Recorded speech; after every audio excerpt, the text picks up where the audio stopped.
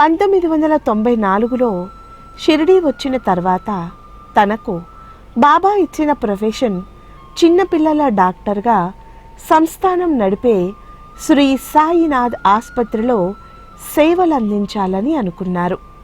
2 సంవత్సరాలు ఎన్నోసార్లు దరఖాస్తు చేసుకున్నా ఆమెకు సంస్థానం అవకాశం కల్పించలేదు. రూపాయి జీతం లేకుండా పని చేయడానికి ముందుకు వచ్చినా వారు అంగీకరించలేదు. ఒకరోజు రాత్రి విన్నీ అమ్మ ఆలోచించుకుంటుంది. తాను డాక్టర్ను అని గుర్తింపు ఉంది కాబట్టి ఆసుపత్రిలో సేవ కోసం పాకులాడుతున్నాను. ఆ గుర్తింపే కనుమరుగు చేసుకుంటే ఇటువంటి ఆలోచనలు రావు కదా అని ఒకరోజు ఉదయం కాకడహారతికి వెళ్ళి తన సర్టిఫికెట్లన్నీ బాబా సమాధి పైన ఉంచి వచ్చేస్తుంది. అవి ఏమైపోయాయో ఎవరికీ తెలీదు. దాంతో తాను ఇక పీడియాట్రిక్ సర్జన్ కాను, బాబా ప్రేమలో పొర్లాడే ఇసుక రేణువును. అదే తన అసలైన ధ్యేయమని నిర్ణయించుకున్నారు. విన్నీ అమ్మ చాలా చిన్న వయసులోనే వారి నాన్నగారితో కలిసి దాసగను మహారాజును కలిశారు. షిరిడి వచ్చాక లక్ష్మీబాయి షిండేను కలిశారు. బాబాతో సహచర్యమున్న నిమోన్కర్ కుటుంబానికి చెందిన దత్తాత్రేయ నిమోన్కర్ను, అడ్కర్ కుమారుడు రామచంద్ర అడ్కర్, శ్యామ కుమారుడు ఉద్ధవ్ దేశ్ పాండేలను స్వయంగా ఇంటర్వ్యూ చేశారు. ఆనాడు బాబాతో అనుబంధం ఉన్న అనేక మంది భక్తుల కుటుంబ సభ్యులను వారు కలిశారు. ఆ భక్తులందరి అనుభవాలతో బాబా రుణానుబంధ్ అనే పుస్తకాన్ని రచించారు. బాబాకు సంబంధించి అతి లోతైన పరిశోధన చేసి అద్భుతమైన అవగాహన ఉన్న విన్నీ అమ్మ ఎంతో నిరాడంబర జీవితాన్ని గడిపారు. షిరిడీలో ఉన్న అణువుపై విన్నీ అమ్మ ప్రేమకు నిదర్శనంగా ఒక సంఘటన వివరిస్తాను. షిరిడీలో పల్లకీ రోడ్డు ఊరేగింపు మార్గం విస్తరించే కార్యక్రమం సంస్థాన్ చేపట్టింది.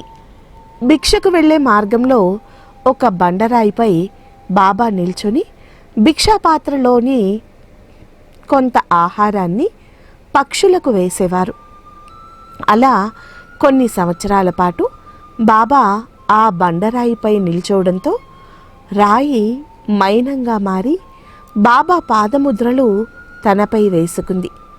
దానిని అలనాటి భక్తులు ఒక గోడకు అమర్చారు. రోడ్డు విస్తరణలో భాగంగా గోడను కూల్చి బాబా పాదముద్రలున్న రాయిని తొలగించారు. ఆ రాయి విలువ సంస్థాన్ అధికారులకు తెలియదు. ఆ రాయి ప్రాముఖ్యత విన్నీ అమ్మకు మాత్రమే తెలుసు. సంస్థాన అధికారులను ఒప్పించి ఆ రాయిని తాను భద్రపరిచారు. పాదుకా ముద్ర ఉన్న శిలను షిరిడీకి 10 కిలోమీటర్ల దూరంలో ఉన్న కొరాలే అనే గ్రామంలో మందిరం నిర్మించి ప్రతిష్ఠించారు. కొరాలే గ్రామంలోని మందిరంలో బాబా విగ్రహం ఉండదు. బాబా సజీవ చిత్రపటం, పాదుకా శిల మాత్రమే ఉంటుంది. ఆ తర్వాత సేవా కార్యక్రమాల కోసం రాధాకృష్ణ ఆయి పేరిట ఒక హాల్ నిర్మించారు. మనం కలిసే వ్యక్తుల నుండి వారిలో ఉన్న ఉత్తమ గుణాలను మనం గ్రహించాలి. విన్నీ అమ్మ వద్ద మేము నేర్చుకున్న విషయం, బాబాను మనం ఎలా ప్రేమించాలి, ఇతరులు కూడా బాబాను అమితంగా ప్రేమించేలా మనం ఎలా దోహదపడాలి అన్నది గ్రహించాం. అందుకే సాయి టీవీ ద్వారా లక్షలాది మందిని సాయి ప్రేమ ఒడిలోకి తీసుకురాగలుగుతున్నాం. ఇంకా ఎంత సరళంగా ప్రేమగా చెబితే బాబా తత్వం సాధారణ భక్తులకు కూడా అర్థమవుతుంది అన్న శైలిని విన్నీ అమ్మ రచనల నుండి మేము గ్రహించాము. ఇంగ్లీష్ పైన మిడిమిడి జ్ఞానం ఉన్న నన్నే ఆమె రచనలు ఎంతో ప్రభావితం చేశాయి. ఇటువంటి శైలిలోనే ఒక కార్యక్రమం చేయాలన్న కోరిక కలిగింది. దానికి సాయినాథుని సంపూర్ణ అనుగ్రహం తోడవడంతో సాయి గురుకులం అనే కార్యక్రమం అందరి హృదయాలకు సాయి ప్రేమ ఝరి తాకేలా చేసింది. 9 సంవత్సరాలుగా నిర్విఘ్నంగా ఈ కార్యక్రమం ముందుకు వెళుతుందంటే అది శ్రీ సాయినాథుల వారి దయ. సాయి టీవీ సాయి ప్రేమతత్వం చేత వెన్నముద్దను 9 ఏళ్లుగా స్వచ్ఛంగా భక్తుల నోటికి అందిస్తుంది. ఈ ప్రస్థానంలో చాలామంది భక్తులు చెబుతారు, మేము ఇంతకుముందు షిరిడీ దర్శనం అంటే ఉదయం షిరిడీలో దిగి బాబాను దర్శించుకొని సాయంత్రం మళ్ళీ తిరిగి రైలు ఎక్కేవాళ్ళం. కానీ సాయి టీవీ చూసిన తర్వాత అర్థమైంది షిరిడీలో ఇన్ని సిరులు ఉన్నాయా అని. ఈసారి 3 రోజులు షిరిడీలో ఉన్నాము. సాయి టీవీలో చూపెట్టిన ప్రతి స్థలాన్ని దర్శించాము. మా జన్మ ధన్యమైందని కొన్ని వేల మంది మాతో స్వయంగా చెప్పారు. ఒకసారి విన్ని అమ్మ మాతో ఒక మాట అన్నారు, నేను 25 ఏళ్ళు షిరిడీలో ఉండి చెయ్యలేని పనిని సాయి టీవీ 2 ఏళ్లలో సాధించింది అని. కానిఫ్నాథ్ విఠల మందిరాల దగ్గర తెలుగు వాళ్ళు చాలా తక్కువ మంది కనిపించేవారు. అంతేకాదు కొరాలే మందిరం తెలుగువారికి ఎవ్వరికీ తెలియదు. కానీ చాలా చోట్ల ఈరోజు తెలుగు వాళ్ళు కనిపిస్తున్నారు. కొరాలేకు వచ్చిన తెలుగువారిని చాలామందిని నేను అడిగాను, మీకు ఈ మందిరం ఎలా తెలుసు అని. సాయి టీవీలో చూశామని చెబుతున్నారు అని అమ్మ ఎంతో ఆనందపడింది. ఇటీవల కాలంలో మహల్సాపతి ఇంటి వద్దకు వెళ్ళినప్పుడు కూడా తెలుగువారందరూ సాయి టీవీలో చూసే మహల్సా సమాధి దర్శనానికి వస్తున్నారని మహల్సా 3వ తరం వారసులు చెప్పారు.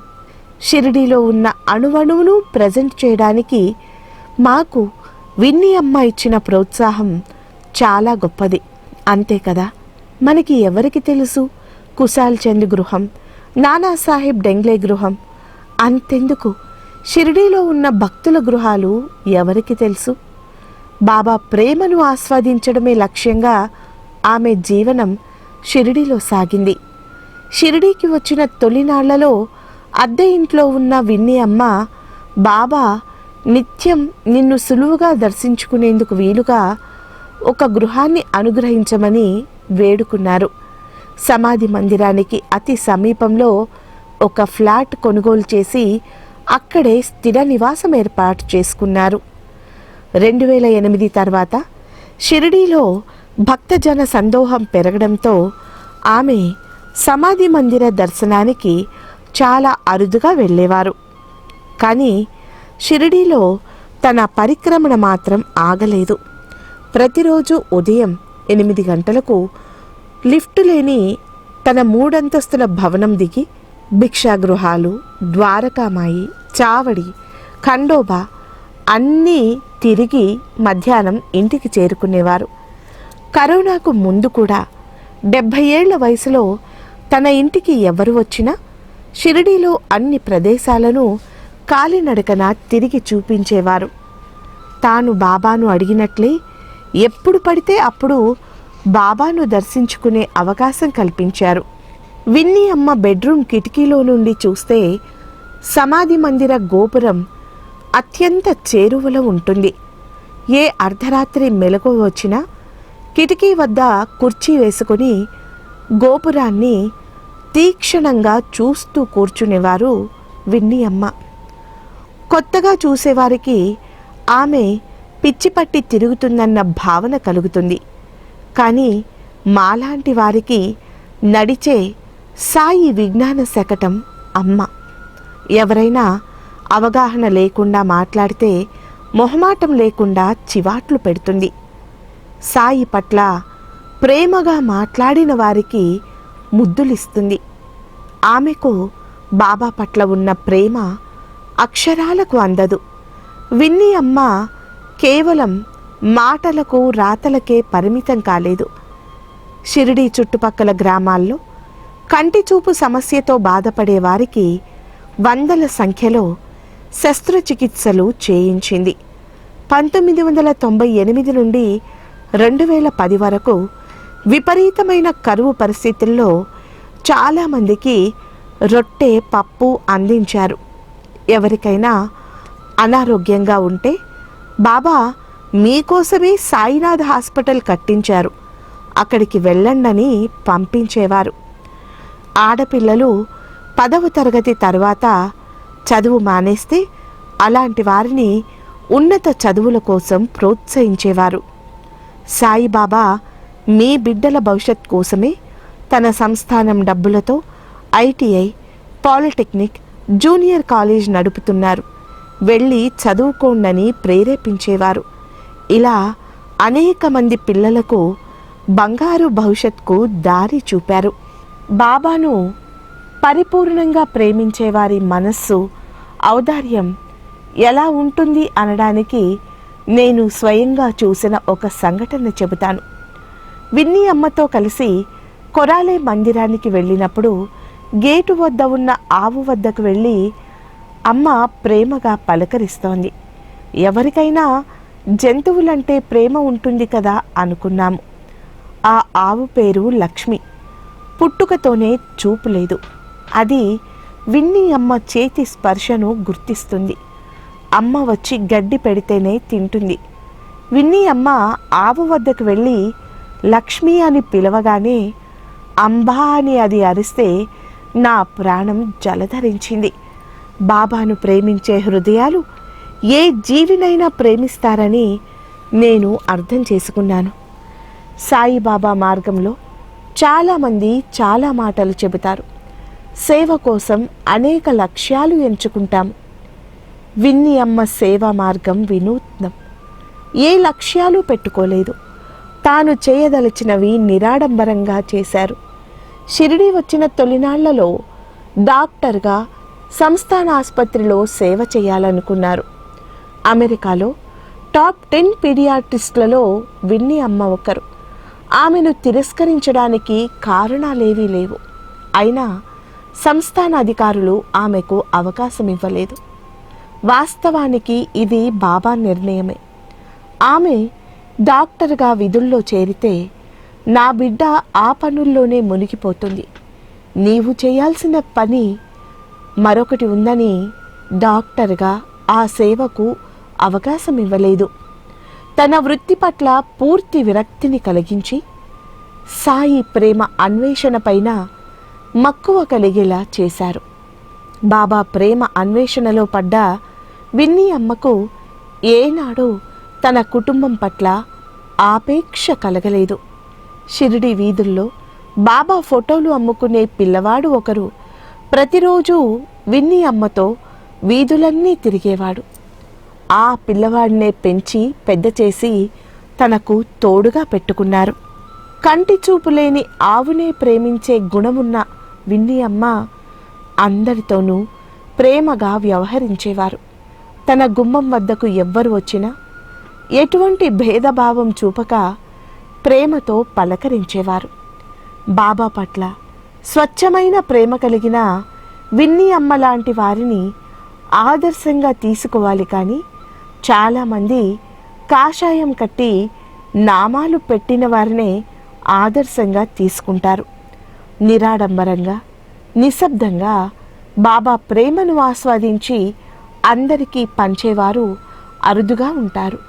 సాయి టీవీ ఆరంభంలో విన్నీ అమ్మ లాంటి మరో నలుగురిని బాబా పరిచయం చేయడం, వారి నుండి విషయాలు గ్రహించేలా అనుగ్రహించడం వల్లే ఈ రోజుకి సాయి టీవీ పవిత్రంగా నిరాడంబరంగా కొనసాగుతుంది. విన్నీ అమ్మ మన మధ్యలో లేకున్నా ఆమె పంచిన సాయి ప్రేమ ఎప్పటికీ సజీవంగా ఉంటుంది.